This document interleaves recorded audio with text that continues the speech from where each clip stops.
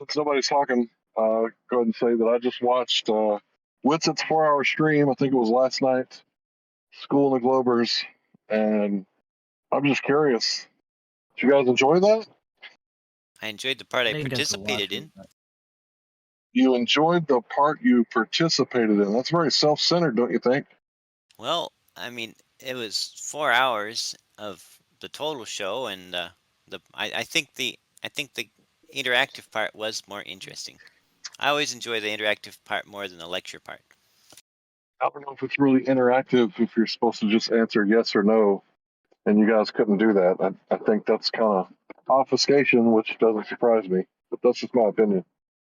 Well, the questions weren't all strictly yes or no questions, even though they were being presented as such. They objectively were. Hey, what's it? But, so like, for example, asking whether a Segnac gyroscope can measure the motion along a curved path, it depends. That's not the question. That wasn't the question. Okay. So you see this is what's gonna happen. I'll go ahead and predict it. You do stuff like that, you'll rephrase the question to say what it's really not, and then I'll have to correct you, I'll say what it really is. And then you'll start to answer the question that you claimed it was originally, as if it's answering the corrected version of the question. As Well, if and try to convince us all that it's the needed context that you're claiming is missing has to be stated, when actually the statement is written in such a way that it does not need that. You just want to make sure that the point is not made to people without you immediately incorporating what you want to say about it at the same time. I will say you're pretty good at it and stuff, but like I see all of it, bro. I just want you to know. Okay, let me see if I can find the questions here, so I'll get it just I know what the right. question was. I said, can you use an interferometer to detect the motion of an object in a curved path? And then you said in parentheses, Segnac effect, right? Correct. Yes. So that's basically what I just said. No, it's not. No, it's not. Well, but anyway, that's irrelevant. The point is, there are two motions. Wouldn't you agree that there are two motions if you're traveling along a curved path? There's a rotational motion and there's a displacement motion, right? You can rotate without moving from your location, or you can move from your location without rotating. There's two different motions, right? Can you move in a curved path and the interferometer not detect it? Well, it detects the rotational part, but it would detect Can that you move? even Can an if you object weren't move in a moving curved path without it would detect that even if you weren't moving, right? It would detect the rotation even if you weren't moving, right? the rotation, even if it wasn't moving? Yes, if you were in place without moving, without displacing from your location, but you were rotating it 15 degrees an hour, it would detect the 15 degrees an hour, right? Rotating actually is moving. I'm not sure if you're aware. You notice how I just showed how what you're doing just honest? I said, will it detect the object moving in a curved path? Right? The answer is yes. That's the answer. It's just clearly the answer. And then I said, are you saying that there's a scenario that it wouldn't detect it? So, And of course the answer is no. well, right? The object, no. Okay, so are you saying that an object can move in a curved path and the interferometer wouldn't detect it? there is a scenario where the interferometer would not detect it. Go ahead. Okay, so let's say you are on a train that is going on a curved path. It's going 100 miles an hour and it's turning to the right at 10 degrees per hour because of the curve of the path. If you take a loop interferometer, a Segnac type interferometer, it will give you that 10 degrees per hour to the right of rotation rate. But let's say you put the interferometer on a little Lazy Susan turntable that's turning counterclockwise 10 degrees per hour. Oh my God! Well, like just let me finish. Dude, you should I'm be almost banned done. from the internet. I'm almost banned from the whole internet. I'm almost done, man. So if that Lazy Susan is turning to the left at 10 degrees per hour relative to the train, and the train is turning to the right 10 degrees per hour because it's traveling along a right-hand curved path, the gyroscope is following, it is traveling along a curved path, but it would not be reading any angular rate. Is that correct? Does everyone hear what he's doing? Just If it was moving in a curved path and it would detect it, but then you put it on top of something else that's moving the opposite direction at the exact same rate, then it wouldn't detect. Like the despair in which you're coming up with stuff to avoid, and that's the point, right? Is that it's very simple questions. It's nothing to debate about. It's just a fact that the object moving, you put something else underneath the object moving the other way to counter the object. That is not in any way relevant to the point that interferometer detects an object moving in a curved path. If you add an additional object moving the opposite way to counter it, okay, it's going to still be detecting it by actually giving you a 0. It's going to, because what it's doing is detecting both and giving you the final output, well, right? Because if one of those motions it wasn't detecting, it wouldn't give you 0. so So it's just this weird sophistry like tactic game that's not relevant to the context of the questions at all, Jesse. And that's what I think is weird. That the reason I realized that you did a good job to the audience, and since they didn't know the context, that we had just been in that room for hours before that, and that you had talked about it even the day before that, and every time it got down to the question that you needed to answer, you didn't answer. And then I told you, that you were basically conceding that you couldn't use Newtonian mechanics by making the point that interferometer wouldn't detect linear motion, right? And I'm like, okay, so then you're invoking an Einsteinian orbit, and then you just went silent, just refused to acknowledge it, and then repeated it, and then repeated it, and then repeated it, and then repeated it. And the audience doesn't know that I did that with you for like an hour before the show, right? So then you go in there and you play the like innocent, nice guy routine, knowing that they don't know the context and that you can try to trick them into thinking like, oh, Austin's just being a jerk. I'm just genuinely curious. I've never thought of this. but you Right? didn't And I answer my know you're aware question. of all that. You, You're you aware of didn't all that. you didn't answer my question though just now. I asked a very simple question. I set up a scenario with a train moving along a curved path to the right at 10 degrees per hour and 100 miles an hour, and the gyroscope or the ring laser, the Sagnac type interferometer on a Lazy Susan turning counterclockwise 10 degrees per hour relative to the train, so net zero rotation. And are you agreeing that it would in fact not show a rotation rate? I literally did answer the question. Why are you lying?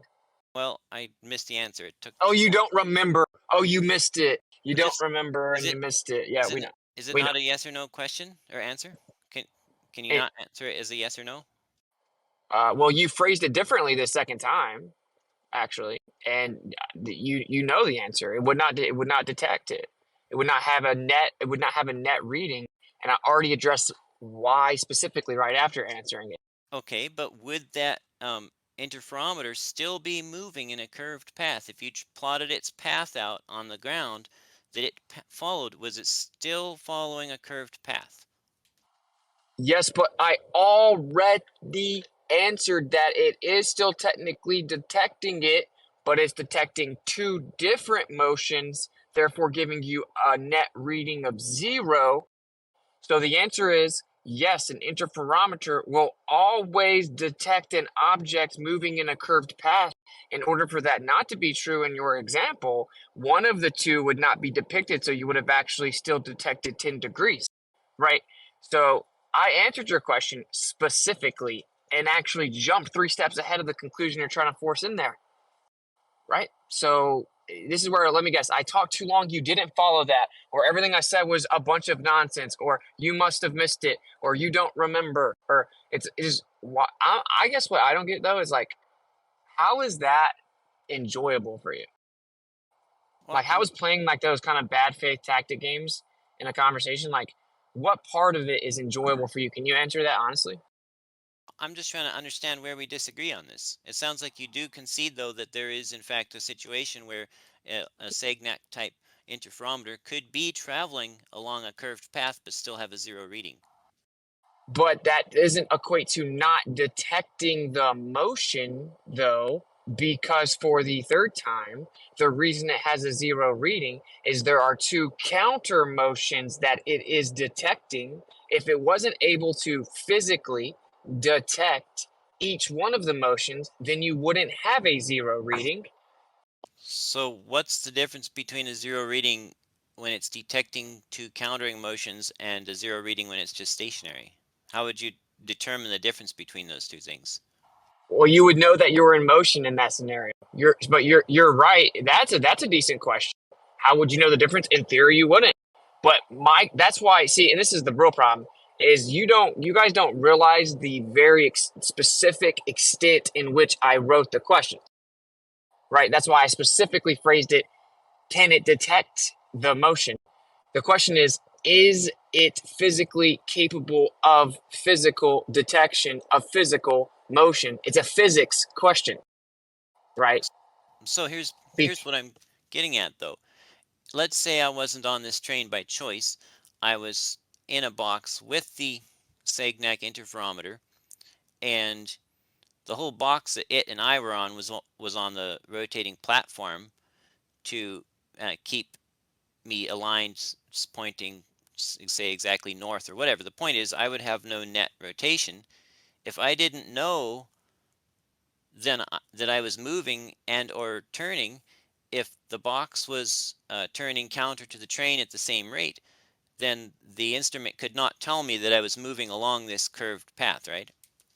that doesn't change the answer to my question, though, and I've explained it 4 times. Can an interferometer, or will an interferometer, detect an object moving in a curved path? The answer is yes. Whether or not it can give you a contextual reading and what you can determine what's going on or not is a totally different point. But that's the point. You guys, you and XLs both, had to try to force what you wanted the point to be in over top of the questions so that you could make sure that just straightforward logic that's undeniable and not debatable couldn't be said to the audience in good faith. That's all you're doing. It's just a tactic because it's about the actual physics. It's the context of someone claiming a physics theory, which is Einsteinian mechanics, claiming that it couldn't be physically detected. That's why the question is about physically detecting it, right? That's what the question is about. And everyone knows that's what it's about. But you have another point you want to force in there. How is that applicable at all to Michelson-Morley? Oh, does the rotation of the Earth counter the orbit? Is that what? Because that's ridiculous. And so it's not applicable at all. It's just this weird little try to get a gotcha, even though I didn't really get the gotcha, but I thought I was going to get him on a gotcha, but he actually still proved me wrong by saying it is physically detecting it, and I had to move the goalpost to, oh, but will the reading be 0? And those aren't synonymous, but they know that it's close enough that the average person might think that they are the same thing. So if I repeat it 3 or 4 times, maybe I'll convince the audience that actually it was a gotcha. It's just weird. I don't know. It's just the wrong person to do it with, I guess. I'm just not the one. Well, but So interferometers pick up curved path of airplanes, like if an airplane goes in a curved path, right, Jesse? I mean, that always happens. They always pick that up. How many miles per hour does that interferometer read? What? It depends. I mean, the one that Michelson-Morley used, I don't know about miles per hour, but it would be No, I'm talking about the less. Sagnac one. I don't know. I don't know. You should Hey, but know. since I just answered your question, can you think you can answer my question real fast? So this is my question, right? You remember when we were talking about it before you came on my show and acted like you had never heard of any of it, and then didn't answer the questions before that happened? You remember we were talking just before that, and I brought this subject up, and then I said, so would you guys like to, concede that Michelson-Morley debunked Newtonian mechanics? And then you responded by saying, well, no one, even though it's been tried You're cutting out. What's it? many interferometer to detect, and yeah, I'm driving. Am I still breaking up? You're good now. It was only a little bit, so maybe try again. You remember you were saying, well, no one's ever used an interferometer or proven that an interferometer can detect an object moving in linear motion, right? And I was like, you're like, so it shouldn't have even detected the orbit, right? And I was like, okay, so Jesse, then you realize you are in fact conceding that it refuted Newtonian mechanics because you just now invoked an Einsteinian orbit to explain why Michelson-Morley didn't detect it. And you refused to answer that question 5 consecutive times. Do you remember that? Can you answer it now? I don't know what you're talking about. Dude, you see what I'm saying, guys? We were in that room. I was making the point to the room because basically what happened was medicinal mass media, whatever, right? All the Globers lined up, just spamming me with questions, and I just answered all their questions, all their attempted gotchas. And I'm like, okay, now I got a point I want to make that you guys ran away from. This was it. Jesse volunteered to jump in, right, off the bat to try to answer it, right? And the question was, do you guys agree that since the orbit wasn't detected in Michelson-Morley, that it refuted Newtonian mechanics in the context of the claim that the Earth orbits the sun? You then responded by saying, no one has ever proven that an interferometer would detect linear motion. So it wasn't, it shouldn't have detected the orbit. I then agreed said, with you okay. on that, Witsit. I then said, okay, Jesse, what you're saying then is that it didn't debunk Newtonian mechanics, right? It did debunk it because you just invoked an Einsteinian orbit to say that the orbit of the Earth is a linear path. That's an Einsteinian orbit. So by saying that as your rebuttal, but you're avoiding the question, which is, did Michelson-Morley debunk Newtonian mechanics? By saying, no, it didn't, because it's not expected to detect the orbit. And I said, wait a minute, because it's in a linear path. I said, wait, you just invoked an Einsteinian orbit, so you actually are saying it did, right? It did debunk Newtonian because you invoked Einsteinian. And every time it comes to that point where I give all that energy to clarify and work through all the wizardry that you're spinning around, you just refuse to address it or answer it. So that means you're doing it on purpose, Jesse. So will you please answer it? Well, I'm trying to work out some simple stuff here. If you don't want to talk about the simple stuff, then just say you don't want to talk about the simple stuff. But I think you did concede that there is a scenario where a Sagnac interferometer could be traveling along a curved path and it would still give a 0 reading, which means that your question was not a yes or no question, because there are circumstances where it would give a reading and there are circumstances where it would not give a reading, right? So you see what he did. You see what he did. We talked about that 4 times. I clarified the distinction that he's now just pretending didn't happen, which is he's saying 0 reading. The question didn't say, can it give you a 0 reading? It said, will an interferometer detect the motion? If you get a 0 reading, it requires a counter circular motion happening at the same time to cause a 0 reading, which would be misleading. But it would be a 0 net motion detected, right? So it still would require the detection of that actual physical motion to even give you the 0 reading. I said that 7 times. I didn't ask my question. You just, like, dude, no shame, said, I'm trying to stick to the simple stuff, completely avoided it, and then went back to straw manning the other point I already addressed. What I'm trying to understand, though, dude, is like, why do you do this? well, Do you see how I addressed your point in good faith? Even though I think that your question was bad faith, I answered it in good faith, entertained it, went back and forth 5 times. You kept misrepresenting it. And then I asked you the same question that happened before my stream, that you then came on my stream acting like you didn't know. And I had asked you like 7 times leading up to, before you jumped on my stream. Now I've asked you 3 times, and you're just blatantly and shamelessly operating in bad faith, avoiding the question. And that's look, I'll stop talking so much because honestly I don't care. This is the point, though. I know what you're doing. And what you're doing is you're trying to confuse people. You're trying to create some type of narrative to where if an audience hears it, that you can convince them that somehow you're winning the point. But you're having to tactically misrepresent it to make it sound that way. So I say, do you guys agree that Michelson-Morley debunked Newtonian mechanics? You say no. So the audience hears you say no. I don't agree. And then you go on this No, we already got cheese up. you go on this explanation about how it wasn't expected to detect the orbit because no interferometer can detect linear motion. And then I say, that was a good try to use wizardry on the audience, but what you just admitted was that it did debunk Newtonian mechanics because you invoked an Einsteinian orbit. Isn't that right, Jesse? You lost me about 5 minutes ago. Dude, you see what he like? Well, I no, mean, you how is have this even? Should this even be allowed? if you're just gonna plow on forward without making sure that the person you're talking with is keeping up with you, it's not your fault that they lose you. It's like going on a Well, the only hike with problem someone is, and never looking back to make sure they're still there. You just go on your hike. Maybe they can't keep up with you. 5 hours later, you get to the campsite and you got no idea where they are because they weren't keeping up, and now they don't know where you are. You Conversation is a two-way thing. You can't just preach and expect everyone to just follow you at the rate that you're thinking it. but of course, you do know exactly what I'm saying because we had this conversation extensively on repeat yesterday, and you did the same thing. And the point that you're making is like, okay, well then I should be able to ask, like, to break it up in really short, simple terms, and we'll go through it together.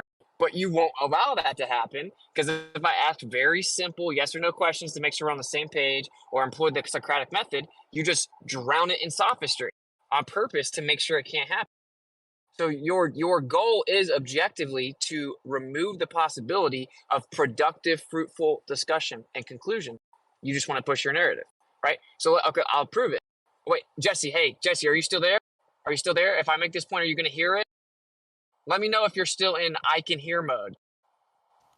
So, but I think you made a false equivalency in your questions. Okay, so you can still hear me. Okay, here's the question. Do you remember when I asked the question, do you guys agree if Michelson-Morley that Michelson-Morley debunked Newtonian mechanics?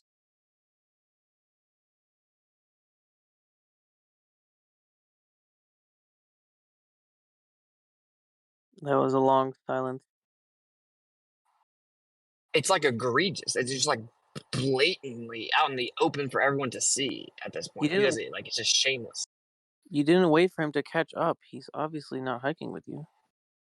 Do you agree? Hey, Jesse, do you remember the question? Do you agree that Michelson-Morley debunked Newtonian mechanics?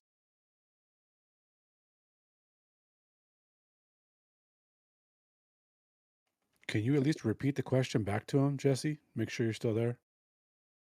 I'm still here. I just don't think it's an honest question. What part isn't honest? And I don't even really want to talk about that. That involves a lot of history, a lot of personalities, a lot of things about a lot of people that I've never met, a lot of opinions.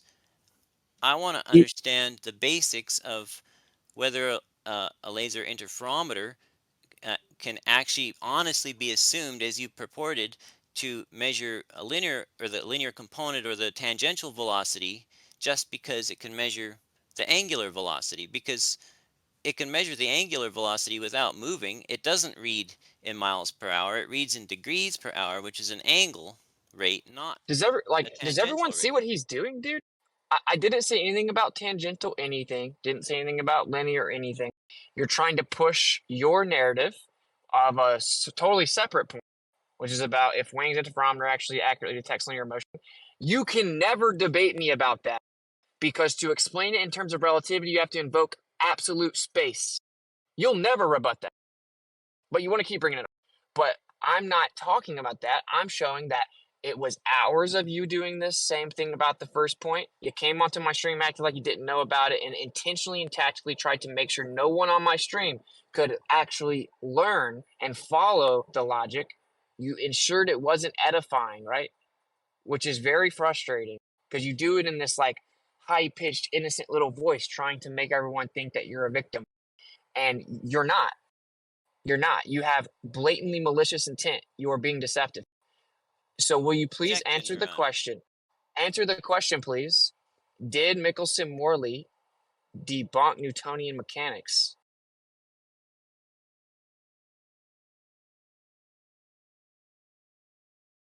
See what I'm saying? And wait, and then, of course, just to clarify for the room, when I asked the question to the room last time, I wasn't talking to Jesse. He insisted in jumping in. Now he doesn't want to answer it because he realized, oh, he was out of his league in that other room and his sophistry wasn't working. So he doesn't want to do it again because he has to avoid the concession part. So he said no. Last time he said no because He said no, because no one has ever proven that an interferometer will detect linear motion. So it wasn't even expected to detect the orbit. And I said, Jesse, if that's your response to my question, then what you're saying is, yes, it did debunk Newtonian mechanics because you're invoking a linear orbit, which is an Einsteinian orbit.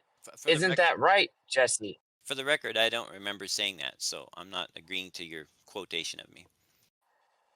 Can you answer just answer any of the questions? See, okay, so you want to talk about Newtonian mechanics. Are you asking me to say that the Michelson-Morley interferometer completely debunked everything that Newton ever discovered and was in any way related to Newtonian mechanics? Is that what you're saying? No. It debunked Newtonian mechanics in the context of the orbit, the assumed orbit of the Earth. Okay, right. see, so again, your question is not a simple yes or no without qualifying some things, because you yourself just admitted it didn't debunk everything all parts of Newtonian mechanics. A lot of it we still use. Well, isn't it like it debunks my God. debunks Newtonian mechanics if the Earth is rotating, or it's just the Earth isn't rotating? Yeah, I mean, to be honest, right? Like, yeah, obviously, with the assumption of the orbit, it does debunk Newtonian mechanics. Period, because the base physics invoked by it just is applied to the orbit, and the fact that we just use it anyway doesn't matter. In your paradigm, it outright debunked it. But the fact that there's a couple things integrated in there that are somewhat accurate is just like this. It's called an all or nothing fallacy. But I think Newtonian mechanics still work fine within an inertial frame, right? For intents and purposes, we can use the math, but we're not talking about the math. We're talking about physics, right? And the question is, did Michelson-Morley, in your paradigm, because you think the Earth moves around the sun, so this isn't dishonest, it doesn't require additional context. I said that on the stream as well. This is obviously me asking questions to someone who believes in the heliocentric model and that the Earth orbits the sun. Do you agree that with that belief, Michelson-Morley debunked Newtonian mechanics? It debunks Newtonian gravity, if anything, not mechanics. Okay, what's the first law of motion of Newton? That a body in motion will remain in motion unless acted upon by another force. Or the first law is inertia. Is that Newtonian mechanics? That's the first law of classical mechanics. So that is Newtonian mechanics then.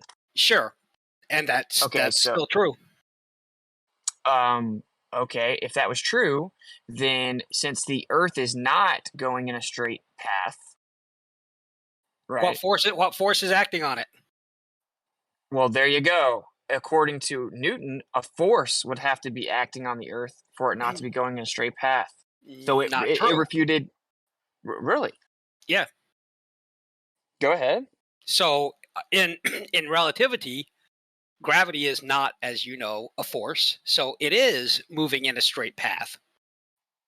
So we were talking about Newtonian mechanics. You said it only debunked Newtonian gravity, not Newtonian mechanics. I then pointed out you were wrong because what's the first law of motion? When you even stated it, and it requires a force. And then when I said, okay, well, then if the Earth is moving from a straight path, then it would require, you said, a force. Then you immediately just said, no, stop. No, you have to stop the conclusion.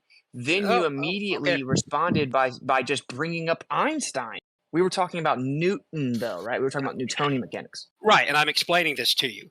So in Einsteinian mechanics, inertia still exists. That's still a thing. The way that Newton described it is still a thing. What's happening is that because of space-time curvature, under the Einsteinian paradigm, the Earth is moving in a straight line, not acted on by another force.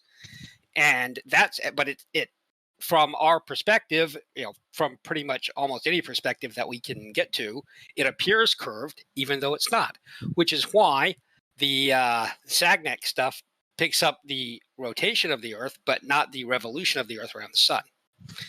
And I don't know. This is so wild. And you know what you're doing too. You guys have evolved in 2024 to the point where it's just tactics. That's all it is. We're talking about Newtonian mechanics, the first law of motion, which is not just Newtonian gravity, that's Newtonian mechanics. So that an object will continue in a straight path unless an outside force acts upon it. In the context of the Earth supposedly orbiting, meaning going in a curved path around the sun, right? Even in Einsteinian mechanics, by the way, the Earth moves in a curved path around the sun, even in Einsteinian mechanics. Yeah. But not because of a force. Not because of a force, right? There you go. You're laughing that's... about the point that refutes your position, because my whole point is that in order to explain it, you have to invoke Einsteinian interpretation, which is that it's going in a curved path around the sun without a force, when Newton specifically says that that is impossible. So this is why, and I don't know if you're going to let me finish here, but this is why I don't think I was with you. Actually, I thought it was an honest question, but now that we've gotten to this fine point, I don't think it's an honest question on your part anymore, because you want to claim that all of Newtonian mechanics are debunked, when in fact the only thing that's debunked is Newtonian gravity.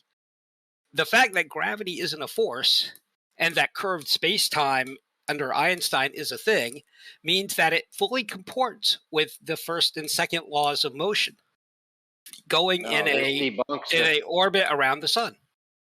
No, this debunks the first and second laws. It doesn't. Yeah, how do you not? They don't.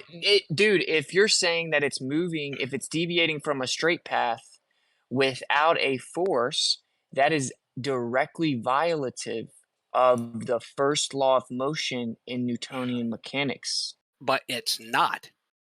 Einstein's vision incorporates the first two laws. It just doesn't define gravity as a Newtonian force, just as an inertial force. So the idea that the first law, the second law, and of course, most importantly, the third law get debunked by this isn't accurate and isn't part of the good faith. That's not in good faith. If you want to say relativity supplanted Einstein's gravity, I agree with you. That was the whole evolution of relativity itself. But if you say force is no longer equal to mass times acceleration, or inertia is no longer a thing, no. Einstein and Newton both agree. So again, I already said that's called an all or nothing fallacy, which is that either all of it has to be true or false, or none of it can be true or false. It's fundamentally elementary and fallacious. And what is really wild is you just now, to the whole room, said that the first law is that an object will continue in a straight path unless an outside force acts upon it. Then said that the Earth is moving away from a straight path without a force acting upon it. Right. Those two things sound like they're contradictory to you, but it's a common misunderstanding about how relativistic gravity works. No, it doesn't sound like it's a contradiction to me. One says an object will remain in a straight path unless an outside force acts on it, and that it will not move from that straight path. It is impossible. Right. It is impossible for the object to move from the straight path unless an outside force acts upon it. Right. And then Einsteinian says it's literally doing that very exact thing that Newton said was impossible. No. So the way we know that it's not in opposition is because if we build these very sensitive things called laser gyroscopes, interferometer gyroscopes, they don't in fact detect the revolution of the Earth around the sun. Right? They do just fine detecting the Earth spinning on its axis, but they don't detect the Earth moving around the sun. And that's because it is, in fact, a straight line path. It's just a straight line path through curved Newton's space. Interpretation of the orbit. That's Newtonian gravity, yes, but not the second law or the first law. The first law is specifically applicable in the context of an orbit because that's a curved path. Okay, so this is why it's not a it's not a good faith question. You're trying to say that the Michelson-Morley experiment debunked the first three laws of motion, which it absolutely did. No, stop strawmanning my claim and making it up. Okay. So Well, that's what what you I that's what you actually said. clarified. That's what you clarified to Jesse. Yeah, but that was it was no. First of all, it was Geo, and it's way too deep of a point for right now. Which is just that the fundamental postulates of the physics is wrong, which means that has a cascading effect in the actual mechanical interpretation or application in all physical reality. I am definitely not about to have that conversation with you. But what I want you to acknowledge, bro, it's very simple. Okay. How about this? We'll do this. Is the Earth curving around the sun from the reference frame of the sun in Einsteinian mechanics? From the reference frame of the sun, in Einstein mechanics, I think that it would look like a straight path that I don't think so, no. Okay, well, there goes. You gotta think about that. Okay, now we got the tell, which was that you don't even understand it. Okay, Well, so Einstein, well, I'll explain it to you. Einstein said that from the Earth's reference frame, the Earth is going straight. Specifically, that it's free falling. Right, in I a agree with straight that, path. yes. But that from the reference frame of the sun, the Earth is curving around it. Okay. Yep. I think that Okay, sounds right. Right. So the question was, is the Earth moving around the sun in a curved path from the reference frame of the sun? And the answer is yes. Then okay. Yes. There you go. Okay, so then we do still have an object moving in a curved path. Well, depends on which reference frame you're looking at it from. That's the problem. We just specified which one. Okay. So It's still a curved path. Exactly. See, this is one of the fundamental differences here is that Newton did not say, "Oh, everything changes based on reference frame." He invoked absolute reference frames and said that space was absolute and fixed. So either something either is or is not going straight. There is no it's curving and it's not curving at the same time, which means it is a fundamentally opposite claim. No, it's not a fundamentally opposite claim. I can't do it. Yeah, I know. You don't want it to be. But the fact is, F equals MA is still correct and is still in use. So, the idea the red herring fallacy. The all or nothing fallacy that you're invoking is what you tried to invoke when you said it debunked Newtonian mechanics. Newtonian gravity, yeah, I agree with that. I agreed with that yesterday or whenever it was in mass media. I have no problem with that interpretation or that description of it. But in terms of debunking all of classical mechanics, no. Don't agree with that. Hey, Jeremy, can I tap you in and you help this man understand that all the universities on his own side say that Einstein absolutely toppled Newtonian mechanics from its throne?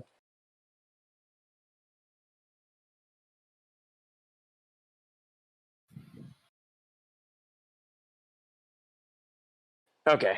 Well, I mean, I don't want to keep going in circles. It's just really weird. I mean, you're laughing, but it's just, dude. You didn't say anything until I started talking again. Okay, so what is funny about this, what's actually funny, is that Newton said space was absolute and fixed, and that you have an absolute reference frame. Einstein said there is no such thing, and that there is no motion in the universe other than relative motion, which means it always has to be in reference to something else. Now, Newton said, no, there just is absolute motion in reference to absolute space. They're fundamentally opposite claims. Those cannot both be true at the same time. Space cannot be absolute and fixed and not absolute and fixed at the same time. This violates the first principles of logic, dude. Like what children learn when they're learning how to even just like tie their shoes and walk through the world, right? The first principles of logic. You have a really strange idea of how the law of non-contradiction works. Oh, enlighten us. How does it work? And then how am I misunderstanding it? So saying that, Newtonian mechanics doesn't prescribe a cause, right? It describes gravity as a force, yes, but it absolutely doesn't ascribe a cause to it. Could be the ether, could be God, could be space aliens. And Einsteinian relativity does evoke a cause, and the mathematics still all agree, but in its definition, gravity isn't a force, doesn't mean that those two things are A and not A. It just means that the non-cause, but description of a force that Newton invoked is out of alignment with the not a force curved space-time that Einstein invokes. It doesn't. Those are not two contradictory things. I'm sorry, that's not how non-contradiction works. I mean, dude, no matter how many times you throw in your little nervous laughter, it's not like convincing anyone. So obviously, the law of I asked you how it was. You just basically asserted that I was misunderstanding it again. You went on this big diversion to something other than answering it. Of course, the law of non-contradiction is very simple, right? Two contradictory things cannot be true simultaneously. That's what the law is. That's a fact. That's not the contradiction is force or not a force. Force versus inertial force, right? Law of non. Stop interrupting. Law of non-contradiction, the law of the excluded middle, and the law of identity. Right. Meaning A is A. Everything has an identity, can be identified. Right. The law of non-contradiction. Two contradictory things cannot be true simultaneously. And then the law of the excluded middle, which is not really. It's one or the other. Now, what you're doing is saying the law of the excluded middle is wrong, and you're bastardizing the law of non-contradiction. And I didn't even bring up the force one as an example. I said Newton said space was absolute and fixed. Einstein said space is not absolute or fixed. Those cannot be true simultaneously. Not for classical mechanics. I'm sorry. No. And yeah. Also, the law of non-contradiction. Yeah, it is, because you're trying to get the laws of classical mechanics thrown out along with Newtonian gravity. And I can speculate about why I think that is, but sure. The law of non-contradiction is that a thing and the negation of its thing can't be true at the same time. Which is a perfect example of space is absolute and fixed, and space is not absolute. That's right. But nobody who's studied relativity is holding that space is absolute and fixed, right? That's the mistake. Point, though, because Einstein's the one that said space is not absolute and fixed, which your current paradigm requires you believe and claim. But Newton specifically said that space was absolute and fixed, meaning that they are fundamentally opposite and contradictory claims. Wait, let me ask you this question. Not for the first three laws of motion, only for gravity. You're right about gravity. You're not right about the other three. Dude, I hope this gets chopped up. Yeah, this needs to get chopped up. Yeah, perfect learning example of how, religion's dangerous. So let's see if you can answer this question. Can space be absolute and fixed and not absolute and fixed at the same time? Yes or no? No. Oh, wow. Okay, now answer this question. Can gravity be a force and not a force at the same time? It can be a force and an inertial force, not a force and an inertial force and a force. And that's not entirely the negation. We still see the effects of gravity. But no, if we are trying to hold that gravity in Einstein's acceleration, the same way that it is proper acceleration, the same way that it is for Newton, that would be the law of non-contradiction. And I would agree with you if that's what anybody was saying. Fortunately, nobody's saying that. That was the longest yes or no I've ever heard, man. I know, but yeah, because you're going to talk for another 10 minutes now. So the answer is that would be a violation. It's just not one that anybody's making. It's one you're trying to ascribe to us. You're trying to say you're holding that it's a force and not a force when nobody's actually doing that.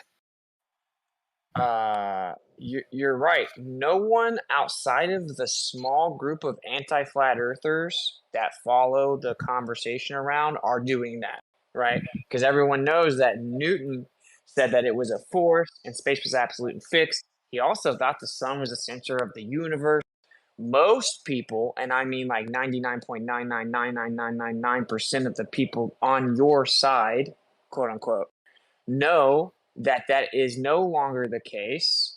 And they would say, well, that's how science works. Newton was a genius for his time, but we've learned since then, and we found out the sun is not the center of the universe. We found out that gravity is not a force. We found out that space is not absolute and fixed, and we found out that an object can, in fact, deviate from a straight path without a force acting on it. We learned that Newton was wrong, and we have since replaced him because he was wrong. That's what everyone that understands it and is being honest will say.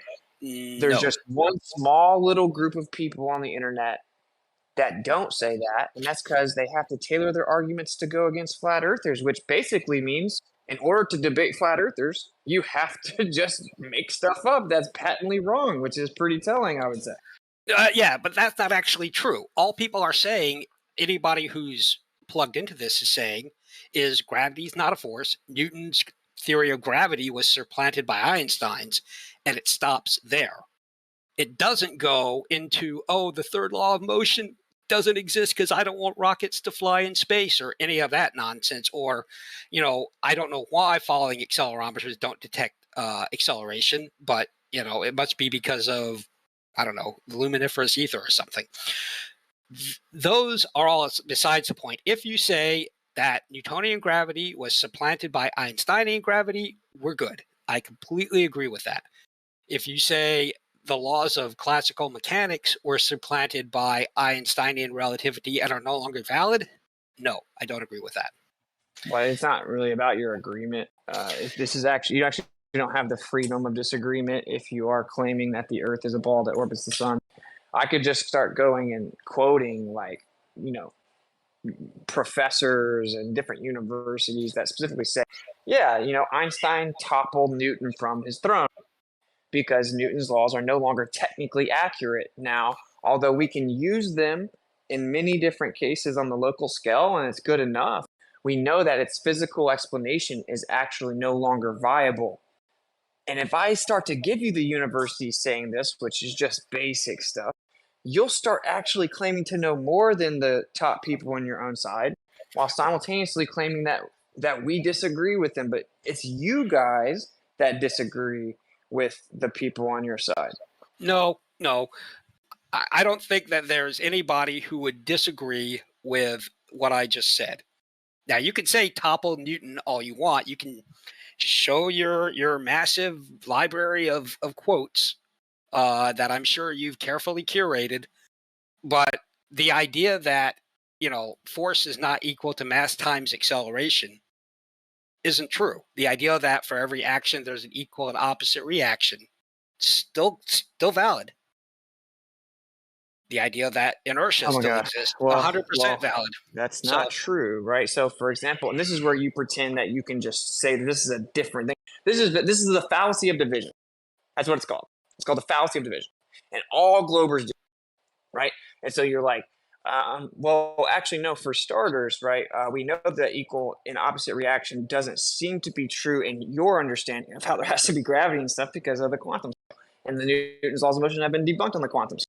Now, well, quantum is different, fallacy of division, right? And one thing that I think is pretty crazy is I broke it down for a simple point here, which was, can space be absolute and fixed and be not absolute and fixed at the same time? No, I wouldn't think so, no. Okay, so that means that Einstein and Newton cannot both be correct at the same time. That's not okay. So what does that mean to you, though? It means they're not right about gravity. Einstein was right about gravity. Newton wasn't. That, you understand that everyone agrees with. You understand that whether or not space is absolute is not just about gravity. Please enlighten me how space being absolute or fixed is about gravity. Go ahead. So space being absolute and fixed is not part of the three laws of classical mechanics. That's incorrect. The first one is inertia. which is still the same in Einstein. The second one is force equals mass times acceleration, which is still the same in Einstein. And the third one, which is why gravity is not a force. And the third one is for every action, there is an equal and opposite reaction, which is still the same in relativity. It's not the same in relativity because Einstein says that space is not absolute and fixed. Okay, so it's the same mathematical output, but the actual proposed explanation or framework, i.e., mechanics, are different, right? Because Newton is saying, for example, with the first law, that an object will continue in a straight path unless an outside force acts upon it and deviates it from that path. What he's saying in his mechanical framework, because he explains this all around his laws and all of his explanations about them, is that space is absolute and fixed. So that object is either absolutely moving straight or it's absolutely curving, right? There is no it's curving and going straight at the same time in different reference frames. No, it's either going straight or it's curving according to Newtonian mechanics. Now you're trying to say, well, the laws of motion and those equations pulled out of the mechanical framework of Newtonian mechanics can still be used locally on a small scale and give us the right mathematical output, so we still use them. That's cool, but that isn't what we're talking about. We're talking about the mechanical claim, bro. Yeah, That's what mechanics means. I know that that's how you want to understand it. However, the idea of Einsteinian orbits being straight lines is, in fact, in keeping with the first and second laws of motion. Dude, I just don't understand how you don't understand this, right? Well, because I think you're trying to make a claim that's not in good faith. No, so now you're not saying that Newtonian mechanics is true. You're just isolating it to the three laws. And just to recap, right? I said, can space be absolute and fixed and not absolute and fixed at the same time? And you said no. I said, okay, then that means Einstein and Newton can't be correct at the same time. And you started stuttering and saying that's not necessarily true. And then you started bringing out stop. Then you said that no, stop. You said no, just Newtonian gravity can't be true. I said that's incorrect. But if that's what you're saying, then please explain to us how space being absolute and fixed is just about gravity. And I did. No, you didn't. Yes, I did. You can't. You clearly can't. Well, you don't like the answer, but it doesn't mean it's not correct. No. I said explain how whether or not space is absolute and fixed is only about gravity. Because it doesn't apply to the three laws of classical mechanics, which are still upheld under relativity. Okay, but how does it not apply to them? Because it doesn't. The third law isn't, as far as I know, involved in orbital mechanics, but the first two laws are in fact upheld by Einsteinian relativity. The distinction is that gravity in this case isn't a force, so it's not actually acting on the Earth, which means that the Earth is moving straight along in an environment of curved space. Okay, so which is why it's not detected by your interferometer, as I assume you know. Although we do get a detection. So we get 15 degrees per hour, right?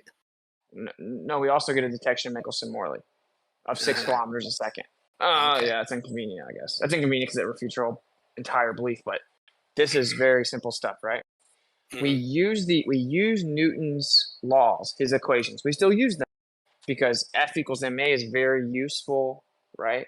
Just like we still use W equals mg, very useful.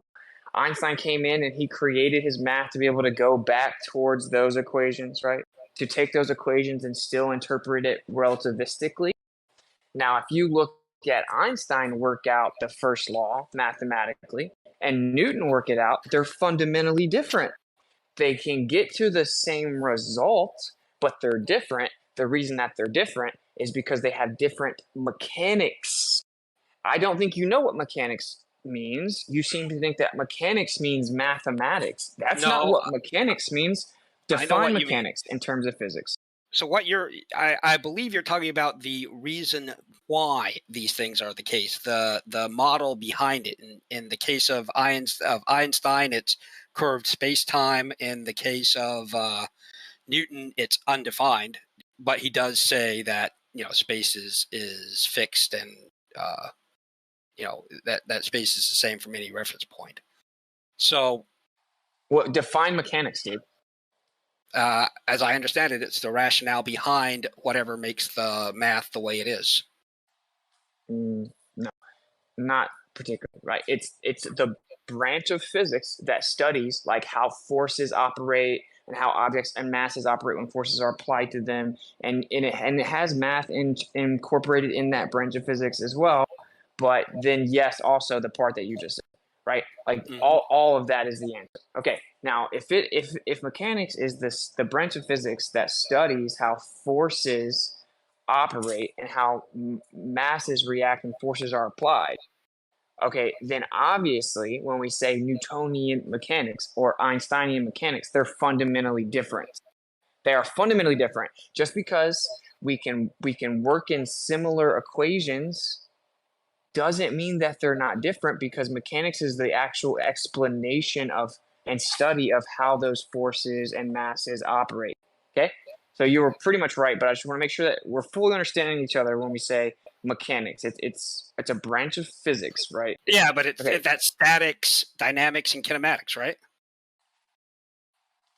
Well, kinematics is more geometric, but sure you can integrate kinematics into the explanation of dynamics. Well, my understanding of so I don't ever remember taking a class called mechanics, but I'm pretty sure that we had fluid dynamics, fluid statics. I don't think we ever had fluid kinematics, but maybe I didn't take it. But I think kinematics would be lumped in there. Yeah. So yeah. So yes, those. Okay. Yes.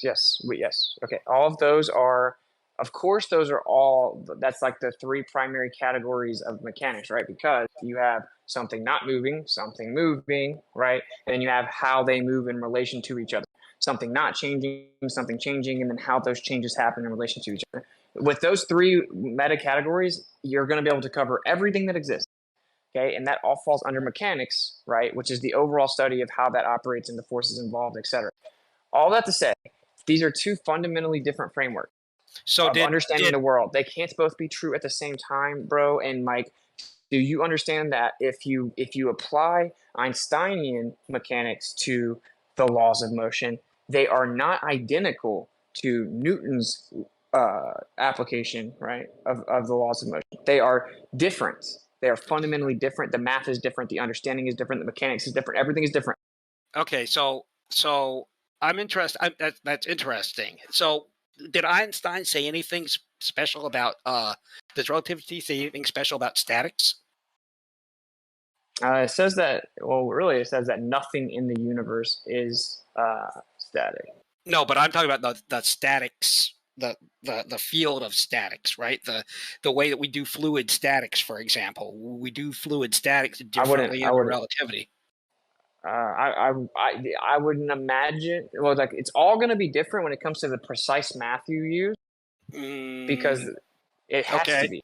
It has to be because all forces are different. The interpretation is different. You're going to always have to account for a reference frame and then make the little wrench transform to the relative reference frame and all this.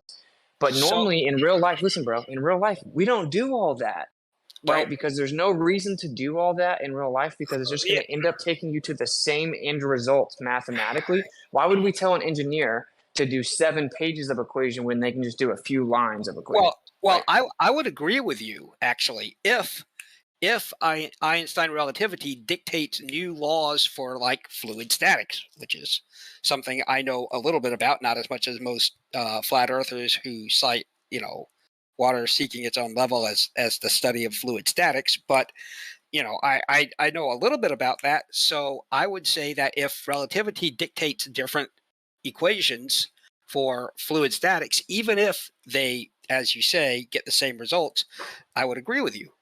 I don't think kinematics has different equations under relativity versus Newton. And I agree that dynamics will be different in one case, which is the use of gravity as a force. That's one that's going to be quite different. But I don't think statics and I don't think kinematics are going to be different under Einstein's theories. And I don't think most of dynamics are going to be different. Not Unless entirely you're- true. Okay. So the dynamics are completely different. But when it comes to, say, kinematic, right, it would depend upon the context, right? How bodies move in relation to each other. Well, like all bodies move in relation to each other in relation to absolute space, according to Newton. But Einstein's is not. That is not the case. Objects move in relation to each other, and you have to always account for the observer reference frame, right? So they're just fundamentally different, right? Kinematics are how bodies move in relation to each other. So relativity is going to say it integrates the principle of relativity, right? That no matter where you are, it's going to look like you're the center of the universe, right? And that there's no way to know what's moving, blah, blah, blah. Now, what did Newton say? Newton said the sun is just sitting there and we're moving around it through absolute space. Okay? It's fundamentally different, bro. And like, dude, the steel man for your side is, of course, that's how science works. Newton came up with his theory in the 1600s, right? He was really smart for his time. But he thought the sun was the center of the universe. He didn't know about time dilation and length contraction and relative reference frames, right? He thought space was absolute and fixed. He thought there wasn't ether. He didn't know what we now know, so we've had to move on from it. But for some reason, you guys want to hold on to it so bad, and the spell has worked so well. I guess I'm trying to make this a short point, but the reason, in my opinion, that they've done this is because they know that the average person cannot really start to learn relativity and then believe it. Like people that really start to learn about relativity, all of them hit this point where they're like, this is insane. Like, is this what I believe? Am I actually supposed to believe this is happening in reality? Like, it just doesn't resonate with people. It's paradoxical. You can't understand it. It's just antithetical to everything you experience. That's why they had to keep Newton. Newton's is much more like intuitive. It makes much more sense. It's much easier to understand. And the math is simpler. That's why we keep it in place. Okay, so I think that the reason why a lot of people want to get rid of Newton is because Newton's third law of classical mechanics lets rockets work in space. And there's, a lot of people on your side. I hate using those terms, but I guess if you're gonna, I'm gonna. There's a lot of people on your side who believe that rockets could never work in space because they don't think it has air to push off of. And they don't understand the action and reaction elements of it. So they'd like to see all of that stuff just go away. And the fact that falling accelerometers don't register a force is also a bit uncomfortable. So that's not why we want to get rid of Newton. The reason that flat earthers want to get rid of Newton is because they know that it's just a misrepresentation of the model. Like if we're trying to debate whether or not the heliocentric model is true, why do we want to go debate a model that's already been disproven and isn't even the claim anymore? Like, let's go back to the 1600s and argue about when people thought the sun was the center of the universe, and he thought gravity was God. So, we don't want to go. It just isn't the right way to go about it. And the reason I'll say this: the reason that globe earthers want to stick to it is because if they actually do start listening to us or doing research into things like mechanical symmetry, they realize that relativity was a desperate religious attempt with no empirical evidence that was just baselessly asserted to save the model. It was effectively a religious claim. Yeah, except it wasn't. It was a whole bunch of physicists saying, "Ooh, this is that's an interesting finding. Let me see if I can replicate that." And then replicating it, except for Dayton Miller, who did a whole bunch of stuff that other people seem to have a hard time replicating. But other than that, people found that, I know. There's a guy in Russia or Ukraine. Wait. What did Einstein discover that made him come up with relativity? You just said that they just saw all kinds of interesting things, and no, I'm saying Einstein came up with relativity with no actual evidence. It was just required to save the heliocentric model. What are you saying that was the evidence he discovered that made him come up with relativity? Because there was none. Okay, well, I think the consistency of the speed of light was a big thing, and the other one was him realizing or integrating the idea that acceleration was essentially like gravity in a lot of ways, that you wouldn't be able to tell the difference. That's your the principle of equivalence, the equivalency principle, right? So I don't Okay, think but I think you're painting the attempt to save classical. do you know this? Do you know the story of how he supposedly did that? He didn't notice anything. He didn't see an experiment or anything. If you read Einstein, he tells you how he supposedly came up with that. He was just sitting on a bench outside thinking, and The he saw Duncan someone experiment. walking. He saw someone walking up a ladder, and he thought, if that guy fell off the ladder, what would be happening? Well, it would be equally valid to say that the ground was moving up to him. Dude, the official stories of how they came up with this is ridiculous. When you actually research it, you find out what happened, dude, was that Michelson-Morley did not detect the orbit, and so they couldn't explain it. And the physicists everywhere just started frantically making stuff up. Lorentz and Fitzgerald started making stuff up. They're like, the ether must be contracting matter. Everyone was proposing theories. Everyone was trying to figure out what's going on to save the heliocentric model. That's what everyone's doing. Not true. They weren't trying to That is save the absolutely true. heliocentric model. No. Then how come Michelson? How come Arthur Eddington point blank says, so are the motion of the Earth in space just might happen to be nil? How come? That's what Arthur Eddington from the Eddington experiment, one of the most famous people on your side that supposedly helped prove relativity in 1919. He said the motion of the Earth in space might just happen to be nil. And then you have Albert Michelson saying, like basically succinctly, everything occurs on the Earth as if the Earth is in a state of rest. And so they were all taught that it wasn't like they didn't even notice that the implications was that the Earth was at rest. They all noticed it, and they're like, wait, this can't be true. And then they started frantically trying to come up with a way to explain that it wasn't at rest, even though that's what the evidence said. That is the actual true history, man. I can read you a quote from every single one of the people involved and give you the papers of all of them involved, point blank saying it and explaining it in detail. Yeah, I know you've got a lot of quotes, but the fact is, but those quotes don't add up to anything when you look at what these guys were actually doing. They weren't frantically trying to make the Earth move. They were like, well, we have all of this evidence that the Earth is rotating. We've got Foucault's pendulum. We've got et cetera, the transit of Venus. So they have all this other evidence, stellar aberration, stellar parallax. They've got a ton of evidence. And instead of doing what you want, which is to say, gosh, we just disproved the ether. Now we have to think the Earth stands still. They said, what else might be going on? What could we be doing with this? So Michelson-Morley says, there remain 3 other methods, all astronomical, for attacking the problem of the motion of the solar system through space: telescopic observation, the proper motions of the stars, the spectroscopic observation of the motion of stars in the line of sight, and finally there remains the determination of the velocity of light by observations of the eclipses of Jupiter's satellites, which is a particularly cool one. So that was what Michelson-Morley came back with at the end of his paper published on the Michelson-Morley experiment. Not, we have to save the Earth from being the center of the universe and non-moving, or we've got to find out how to make it rotate around the sun, guys. Start the engines. That is what happened. That's what happened. That's why they specifically proposed the idea that the ether was pressing on the matter, contracting the apparatus to cause the illusion that the Earth wasn't moving. That was one of the theories. There were many theories that were proposed to try to say, dude, here's the deal, okay? The person that wrote the biography for Einstein, one of the famous ones, point blank says that there were 3 alternatives on the table.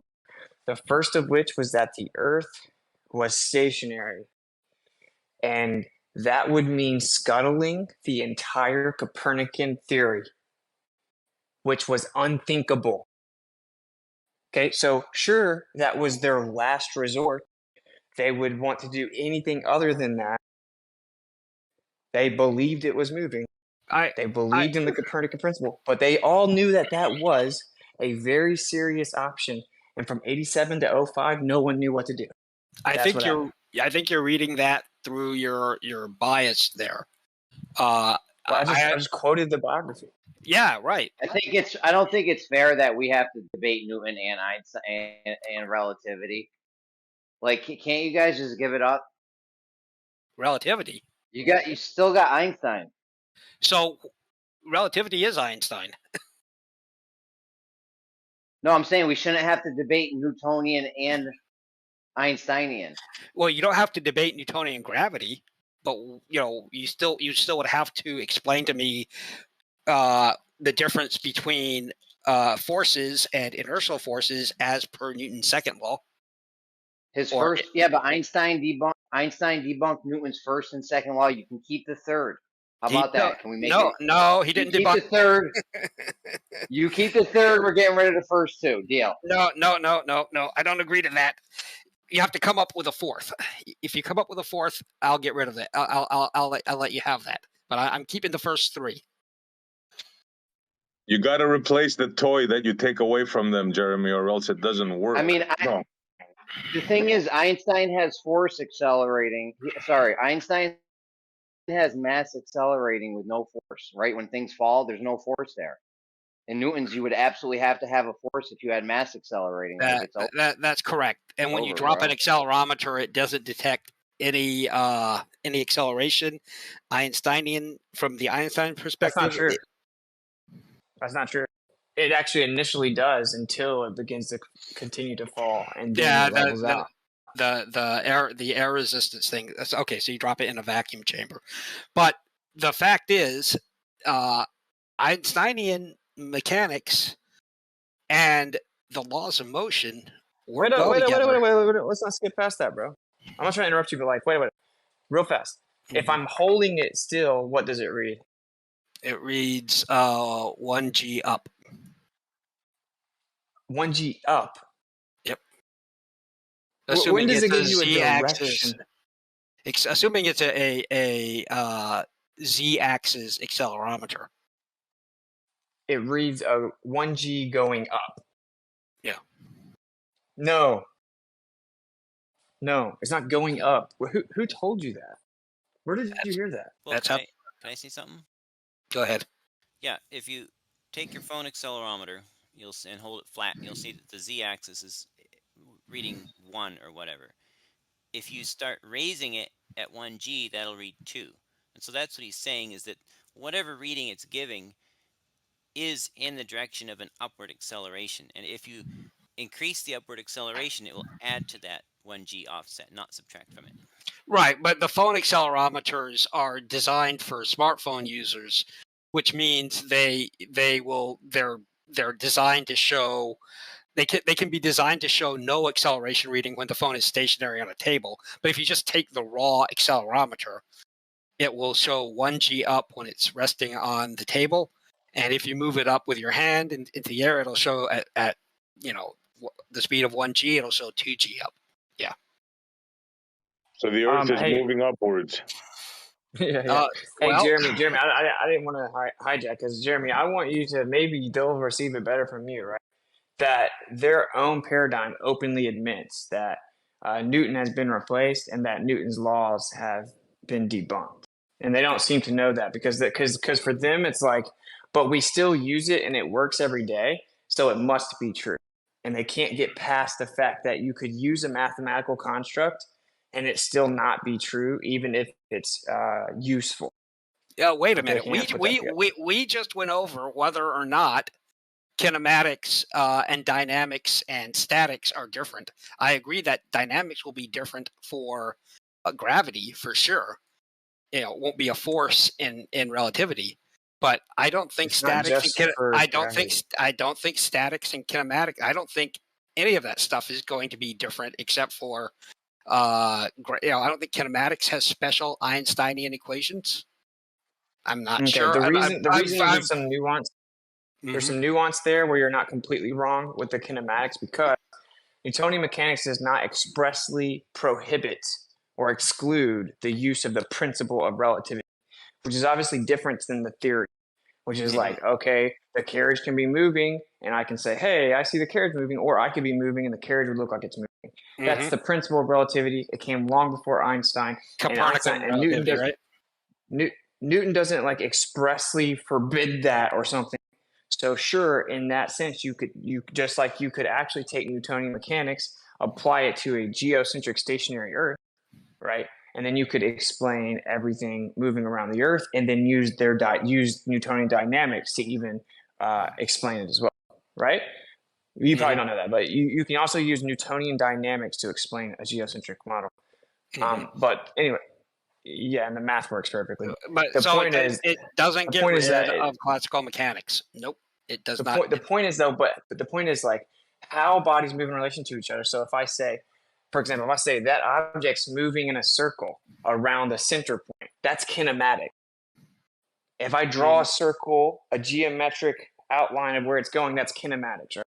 If I say that object is moving in a circle around that center point, that's kinematics, and then dynamics would be like, this is the force that's causing it, or this is what's causing it to move in that circle around the center point. I have to jump on Okay. a call. So the laws of classical mechanics are still good. Newtonian gravity is out. Einsteinian gravity is in. If you don't like it, take it up with the physicist. Okay, whatever. I'm going to finish what I'm saying, which is how that also kinematics are fundamentally different in the two. Because if I say that object is moving in a circle around a center point, from a Newtonian or Einsteinian perspective, those are very different things, right? The way that that's described is very different. Newton's saying that you can just say that object's moving in a circle, let's say around the sun, no matter where you are. You could be anywhere. You could be on the sun, you could be on the earth, you could be on the object moving. No matter where you are, that object's moving in a circle around there because it's in relation to absolute space. It's basically like Newton has this big piece of graph paper, and you can draw your kinematics out geometrically on the graph paper. And the graph paper is space. It just sits there absolute. So you can draw against the graph paper.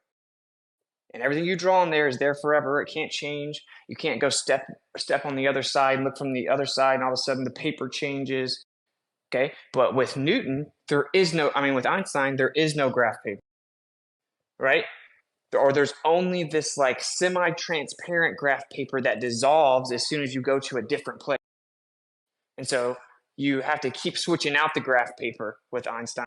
But with Newton, the graph paper just sits there. You keep drawing on it forever. You can map out the whole universe. It never changes. You have the same piece of graph paper beginning to end. Einstein, you're having to constantly switch out graph paper with a new sheet of paper based on reference frame. So they are different. To even begin to address or describe the kinematic motions of bodies, they're fundamentally different frameworks. I don't know if that analogy was the best, but surely it's understood. I definitely agree with that conversation. There's some people Your who mic sounds I believe. crazy, brother. Try to change it up, maybe. Is this because there's real dynamic forces at play that have consequences based on whether or not space is fixed? Yes. Makes sense to me. Bro, it's really crazy. Like, I really do think the reason that people don't like to defend relativity is because they all know intuitively that it's like insane. Like they all say, I don't like to debate relativity. I don't know much about that. I don't understand. But like that's what you have to believe in the heliocentric model today. Like that's what's needed for it. So like if you're gonna believe it, don't you think it's like the most important first step would be to understand what you're choosing to believe in? Yeah, I don't know if time being a thing is crazier or photons shooting through space is crazier. They're both so ridiculous. Yeah, bro, they got to give it up, dude. F equals ma. They can keep the third one as far as I can tell, unless you have any ideas on that. Witsit? But the first two are out, bro, for sure. And in this whole relativistic paradigm, you can't have the first two. No, I'm in full agreement with the third one. To such an Yeah, the extent that third I one's think what cool. people Like I call think gravity. rockets should work in a vacuum. What's up? Oh, I was saying to such an extent that I think that even what people call gravity would also have to apply to quote unquote gravity, right? Like there has to be an equal and opposite reaction with that phenomena. Yeah, because everything is pressure mediation. That's what everything is, and pressure mediation is action and reaction, right? So